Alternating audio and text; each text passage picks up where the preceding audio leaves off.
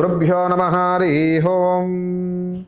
ನನ್ನೆಲ್ಲ ಆತ್ಮೀಯರಿಗೆ ಭಕ್ತಿಪೂರ್ವಕ ನಮಸ್ಕಾರಗಳು.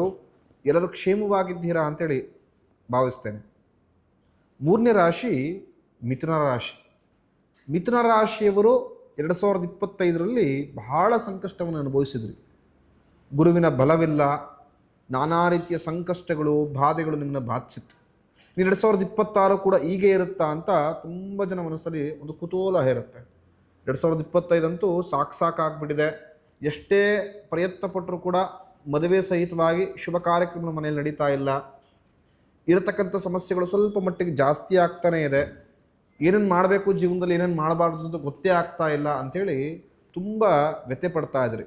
ಇನ್ನು 2026 ಭಗವಂತ ನಿಮಗೆ ಯಾವ ರೀತಿ ಯೋಗವನ್ನು ಕರುಣಿಸಿಕೊಟ್ಟಿದ್ದಾನೆ, ಯಾವ ವಿಚಾರದಲ್ಲಿ ಎಚ್ಚರಿಕೆಯಿಂದ ಹೆಜ್ಜೆ ಇಡತಕ್ಕಂಥದ್ದು ಅಂಥೇಳಿ ಈ ಸಂಚಿಕೆಯಲ್ಲಿ ನಾನು ನಿಮ್ಗೆ ತಿಳಿಸ್ಕೊಡ್ತೇನೆ.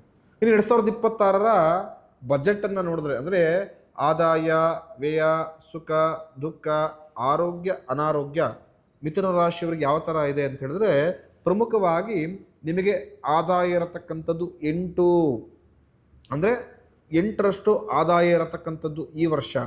ವ್ಯಯ 11, ಅಂದರೆ ಆದಾಯಕ್ಕಿಂತ ಸ್ವಲ್ಪ ಖರ್ಚು ಈ ವರ್ಷ ನಿಮಗೆ ಜಾಸ್ತಿ ಆಗತ್ತೆ. ಮಿಥುನ ರಾಶಿಯವರು ಆದಾಯ ಸ್ವಲ್ಪ ಚೆನ್ನಾಗಿ ನೋಡ್ತೀರಾ, ಖರ್ಚು ಕೂಡ ಹಾಗೇ ಇರುತ್ತೆ. ಈಗ ದುಡ್ಡು ಬಂದರೆ ಈಗ ಹೋಗುತ್ತೆ, ಕೈಯಲ್ಲೇ ದುಡ್ಡು ನಿಲ್ತಾ ಇಲ್ಲ, ಎಷ್ಟೇ ದುಡಿದ್ರೂ ಕೂಡ ಖರ್ಚಿಗೆ ಸಾಕಾಗ್ತಾ ಇಲ್ಲ ಅಂತ ಮನಸ್ಥಿತಿ ಕೆಲವ್ರಿಗೆ ಇರುತ್ತೆ ಗೊತ್ತಾ.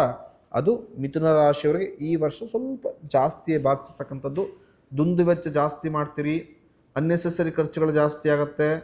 ಅನಿರೀಕ್ಷಿತ ಅಲ್ಲ, ನೀವು ನಿರೀಕ್ಷಿತ ಮಾಡಿರೋದಿಲ್ಲ ಇಂಥ ಕಡೆ ಖರ್ಚಾಗತ್ತೆ ಅಂತ, ಅಂಥ ವಿಚಾರದ ಅನಿರೀಕ್ಷಿತವಾಗಿ ಖರ್ಚಾಗತಕ್ಕಂಥ ಚಾನ್ಸಸ್ ಜಾಸ್ತಿ ಇರುತ್ತೆ. ಮಿಥುನ ರಾಶಿಯವರು ಸ್ವಲ್ಪ ಮಾನಸಿಕವಾಗಿ ಸಿದ್ಧರಾಗಿ ಈ ವರ್ಷ.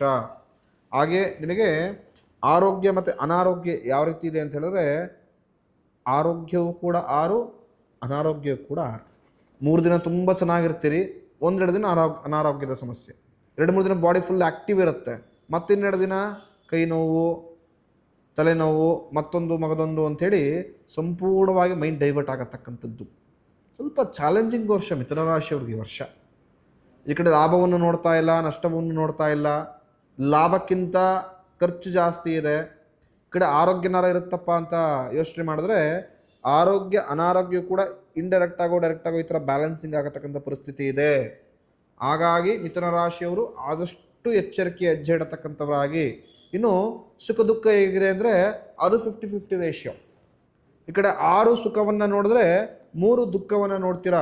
ಸ್ವಲ್ಪ ಸುಖ ಜಾಸ್ತಿ ಇದೆ 6, ಒಪ್ಕೊಳ್ತೀನಿ. ದುಃಖವೂ ಕೂಡ 3 ಇರತಕ್ಕಂಥದ್ದು. ಅಷ್ಟು ಲಾಭದಾಯಕ ಫಲವನ್ನು ಮಿಥುನ ರಾಶಿಯವರು ಸ್ವಲ್ಪ ಅಪೇಕ್ಷೆ ಮಾಡತಕ್ಕಂಥದ್ದು ಈ ವರ್ಷ ಕಷ್ಟ ಇರುತ್ತೆ. ಸ್ವಲ್ಪ ನೋಡ್ಕೊಂಡು ಬ್ಯಾಲೆನ್ಸ್ ಮಾಡುವಂಥರಾಗಿ.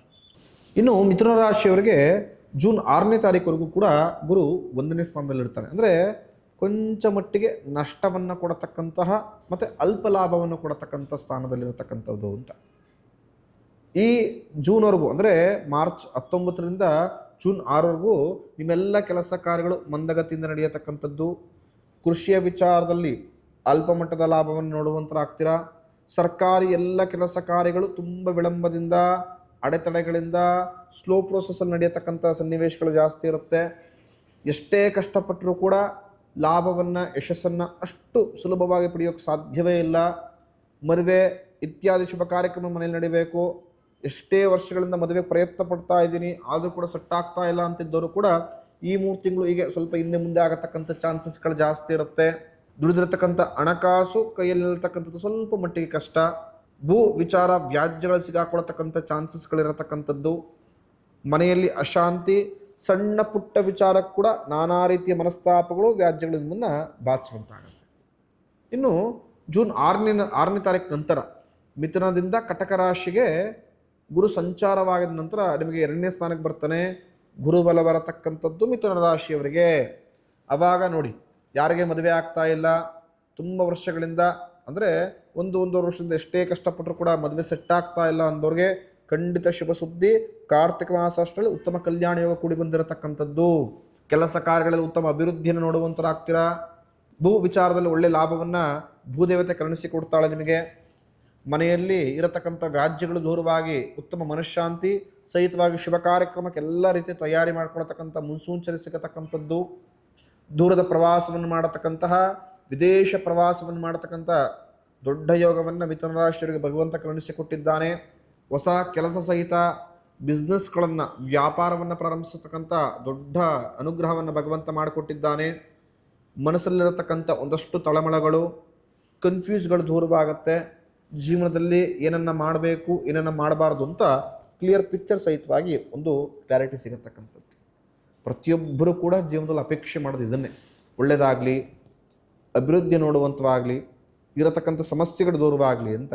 ಈ ಎಲ್ಲ ಇಷ್ಟೈಶ್ವರ್ಯಗಳು ಈಡೇರತಕ್ಕಂಥದ್ದು ಜೂನ್ 6ನೇ ತಾರೀಕು ನಂತರವೇ. ಅಂದರೆ ಸ್ಟಾರ್ಟಿಂಗ್ 4 ತಿಂಗಳು ಸ್ವಲ್ಪ ಸಂಕಷ್ಟ, ಕಷ್ಟ, ನಿಷ್ಠೂರದ ತಿಂಗಳುಗಳಾಗಿದ್ದರೆ ಮುಂದೆ ಬರತಕ್ಕಂಥ ಎಲ್ಲ ಮಾಸಗಳು ಸ್ವಲ್ಪ ಲಾಭದಾಯಕವಾಗಿ ಶುಭದ ವರ್ಷವಾಗಿ ಮಿಥುನ ರಾಶಿಯವರಿಗೆ ಫಲ ಕೊಡತಕ್ಕಂಥದ್ದು.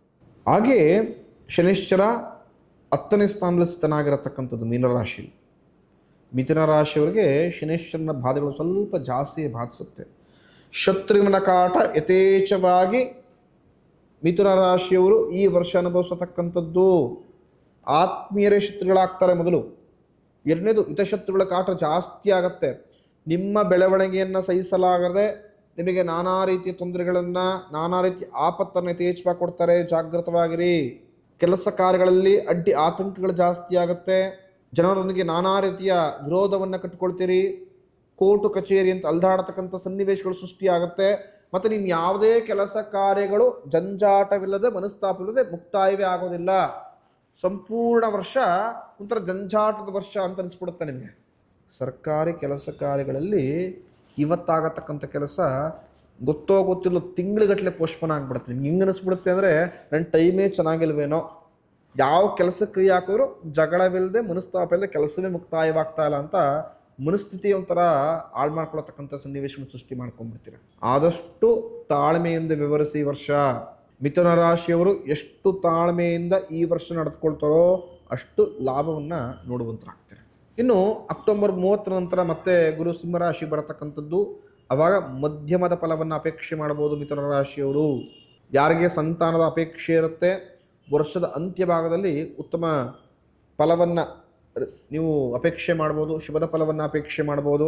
ಎಷ್ಟೇ ಕಷ್ಟಪಟ್ಟರು ಕೂಡ ಯಾರು ಕೆಲಸ ಕಾರ್ಯ ಉದ್ಯೋಗದಲ್ಲಿ ಲಾಭವನ್ನು ನೋಡೋಕ್ಕೆ ಸಾಧ್ಯವೇ ಆಗ್ತಾ ಇಲ್ಲ ಅಂತ ಹೇಳಿದವರು ವರ್ಷದ ಅಂತ್ಯ ಭಾಗದಲ್ಲಿ ಪರವಾಗಿಲ್ಲಪ್ಪ, ಉಸಿರು ಬಿಡ್ತಾ ಇದ್ದೇನೆ, ಲಾಭವನ್ನು ನೋಡಲಿಲ್ಲ ಅಂದರೆ ಪರವಾಗಿಲ್ಲ, ಕೈಯಿಂದ ಖರ್ಚಾಗಿ ಕೆಲಸ ಮಾಡ್ತಾ ಇಲ್ಲ ಎಂಬ ಮನಸ್ಥಿತಿಗೆ ಬರುವಂತರಾಗ್ತೀರಾ.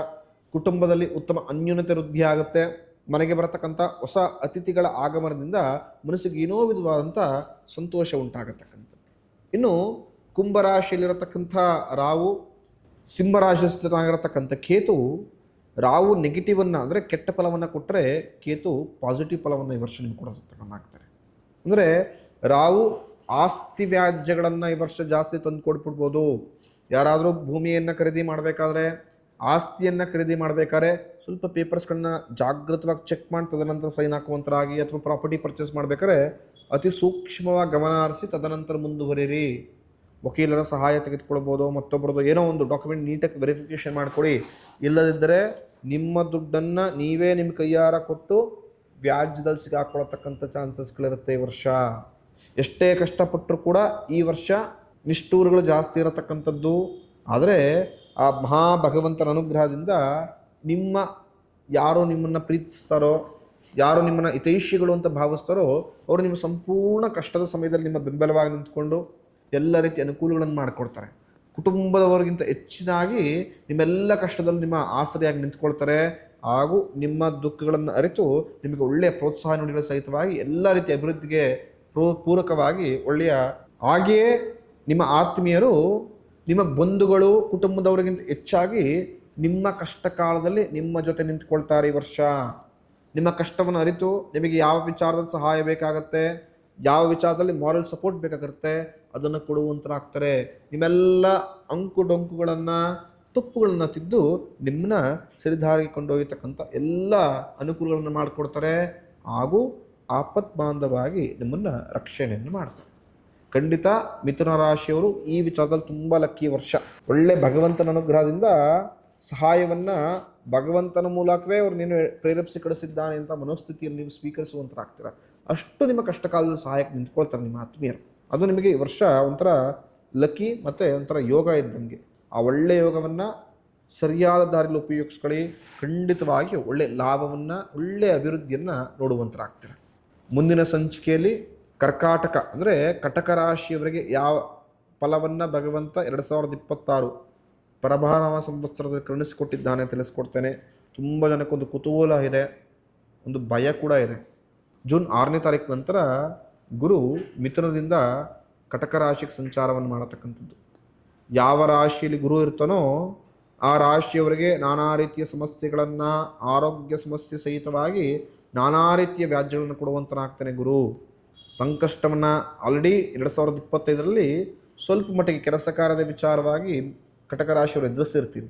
ಇನ್ನು ಗುರುನೇ ನಿಮ್ಮ ಸ್ಥಾನಕ್ಕೆ ಬಂದಾಗ ಖಂಡಿತ ಶುಭವನ್ನು ಕೊಡಲ್ಲ, ಅಶುಭವನ್ನು ಕೊಡ್ತಾನೆ. ತುಂಬ ಜನ ಅನ್ಕೊಂಡ್ಬಿಡ್ತಾನೆ, ಓ ಗುರು ನಮ್ಮ ರಾಶಿಗೆ ಬರ್ತಿದ್ದಾರೆ, ಗುರು ಒಳ್ಳೆ ಗ್ರಹ, ನಮ್ಗೆ ಅದೃಷ್ಟ ಬಂದ್ಬಿಡುತ್ತೆ, ಲಾಭವಾಗ್ಬಿಡುತ್ತೆ ಅಂತ. ತಿಳಿದಿರಲಿ, ಗುರು ಯಾವ ರಾಶಿಯಲ್ಲಿ ಇರ್ತಾನೋ ಆ ರಾಶಿಯವರಿಗೆ ಸ್ವಲ್ಪ ನೆಗೆಟಿವಿಟಿ, ಆರೋಗ್ಯದ ಸಮಸ್ಯೆಗಳು, ಕೆಲಸ ಕಾರ್ಯದಲ್ಲಿ ಹಿಂಬಡ್ತಿ, ಈ ಥರ ನೆಗೆಟಿವ್ ಫಲವನ್ನು ಕೊಡತಕ್ಕಂಥದ್ದೇ ಜಾಸ್ತಿ. ಮುಂದಿನ ಸಂಚಿಕೆಯಲ್ಲಿ ಕಟಕ ರಾಶಿಯವರು ಯಾವ ವಿಚಾರದಲ್ಲಿ ಜಾಗ್ರತೆ ಇರತಕ್ಕಂಥದ್ದು, ಯಾವ ವಿಚಾರ ಜಾಕ್ಪಾಟ್ ಹೊಡೆದು ಒಳ್ಳೆ ಲಾಭವನ್ನು ಪಡೆದುಕೊಂಡಿದ್ದೀರಾ ಅಂತೇಳಿ ಮುಂದಿನ ಸಂಚಿಕೆಯಲ್ಲಿ ತಿಳಿಸ್ಕೊಡ್ತೇನೆ. ಆ ಮಹಾಭಗವಂತ ಪ್ರತಿಯೊಬ್ಬರು ಕೂಡ ಒಳ್ಳೆ ಆರೋಗ್ಯವನ್ನು ಕೊಟ್ಟು ಕಾಪಾಡಲಿ ಅಂತ ಹಾರೈಸ್ತೇನೆ.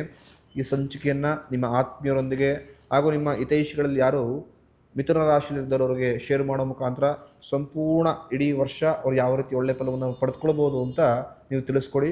ಭವಿಷ್ಯ ದರ್ಶನ ಯೂಟ್ಯೂಬ್ ಚಾನಲ್ನ ಸಬ್ಸ್ಕ್ರೈಬ್ ಮಾಡ್ಕೊಳ್ಳಿ. ನಮ್ಮನ್ನು ಪ್ರೋತ್ಸಾಹಿಸುವ ಮುಖಾಂತರ ಇನ್ನೂ ಯಥೇಚ್ಛ ಉಪಯುಕ್ತ ಮಾಹಿತಿಗಳನ್ನು ಪಡೆದುಕೊಳ್ಳಿ ಅಂತೇಳಿ ಆಶಿಸ್ತೇನೆ. ಶುಭಮಸ್ತು.